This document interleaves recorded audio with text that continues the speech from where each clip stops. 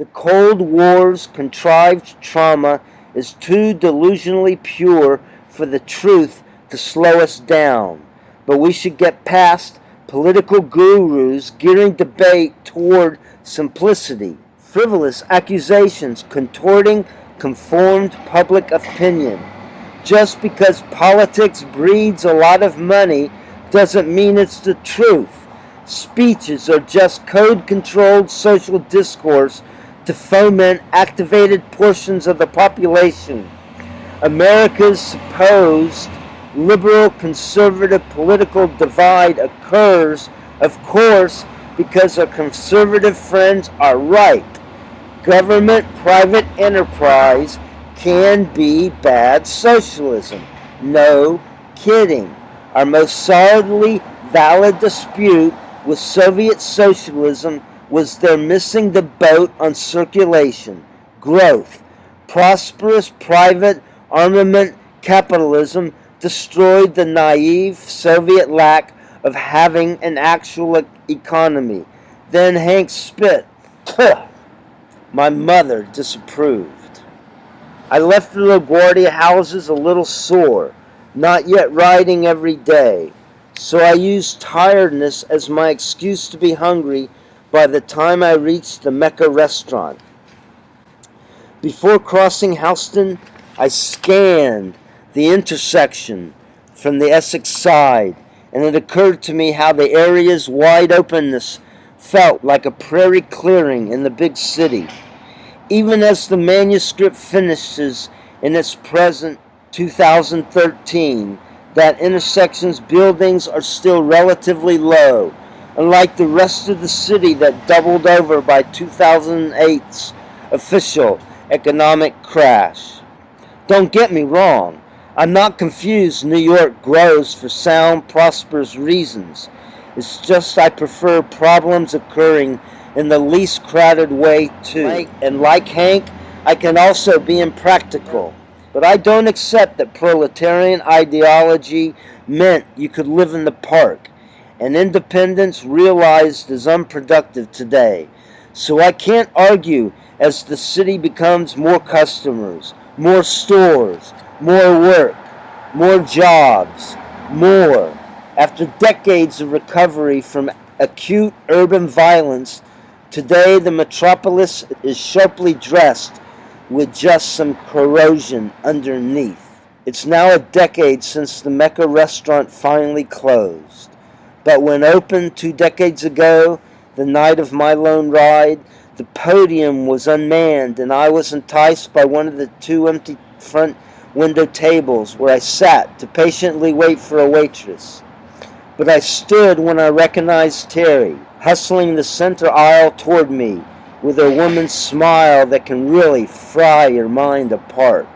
Smiling, she said, "I'm sorry. A couple reserves this table, a special Wednesday tradition for all of us." I felt glad I'd gotten up, because nothing is worse than being made to understand while talked down to in a chair, feeling flushed as if fired. I said, "Of course, I don't have a reservation." She said, "You're taking credit for having a clue." Then she pulled out my next chair and brought up that we'd seen each other before. I'd hoped she wouldn't remember, thinking it might be interesting as a fly on the wall. But Terry said, "You can see outside from here. Hank is big on views. You probably are too." I said, "Opinions not as large as his." And that began our first laugh together at Greenway's expense. Then I was gone, lost in the captivating painting on the wall of lions and all, staring in wide-eyed wonder at Daniel with his back to me in their den. Then the menu in my hand brought me smoothly back. Terry said, "I don't know if Hank told you, my name is Terry. We're happy to have you here. What would you like to drink?" I said, "Just water, and I'm glad we've now been properly introduced. You wouldn't know my name either, Phil Trainer." "Not Philip? I prefer Phil, and please don't call me Mr. Trainer. Mr. Greenway ignores my preference." "Sure, Phil. contrary to Hank, is encouraged here. Then a few more of my cells were fried by Terry's smile from spotting the couple coming to the door.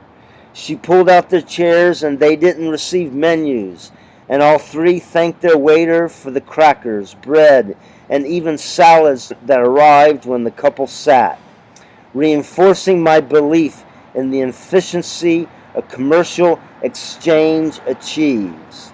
But then instinctively, Terry locked her eyes on an approaching storm coming from the kitchen, as if fire really protruded from the eyes of Hank's nemesis. Very uncommon for an owner to allow their whole restaurant to be made into a scene, even or especially if imposing domination over their domain, though that's a well-regarded management style one has to respect or get another job. Terry's defiant, calm, "Not here," stopped him, and he followed her to the back. But before he made it, the abnormal quiet friction ignited another explosion, and the boyfriend yelled, "I don't care," as if whoever owned the place would have to kick him out if it wasn't obviously already his. The beauty of personal property is free expression's repercussions. So then maybe, considering consequences are a factor, the restaurant's owner seemed to calm, but his bitter voice couldn't, making his growl, "I don't want him here," sound meaner than necessary when he could have just as well yelled as he did again, "We talked about this."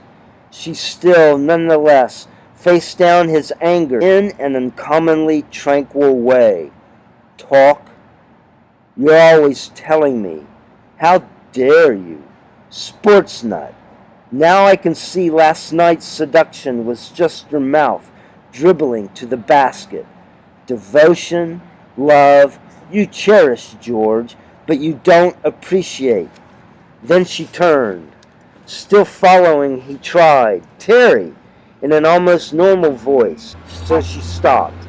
Then he, perhaps, purposely bumped into her, pleading, "What does this mean?" And he wanted her to look in his eyes as he said, "Our warmth wasn't just my creation. You know that." And she flipped back her head. "I'll ignore your trying to plant more thoughts in me. Come on, be honest. Admit you corral your possessions, cowboy." The restaurateur acted confused. "But we care for each other. What happened?" Then, while his head drooped, seeking pity, her body went limp as if he hit it in the gut when she saw his gaze straight at me, filled with hate. So she offered what little was left. "Caring, George, is enough of a reason to disregard nonsense. But who attaches to that? Memories can't always replace new facts. This man and Hank have been nothing but polite, while you're always rude." He lost it and yelled, "Stop repeating that name!" She answered, "Thanks for asking," but then saw his same clenched fist hitting his thigh that I saw in Hank's face the last time. Then, breaking the silence, his words slugged nearly the same as his fist could. "His name from your kisser, Terry, is like the jerk is in front of me now. I'm not his doormat." But she was angry too. "That's it. Nice knowing you." Then to me she said, "We're thrown out," and stepped between us so I couldn't be reached.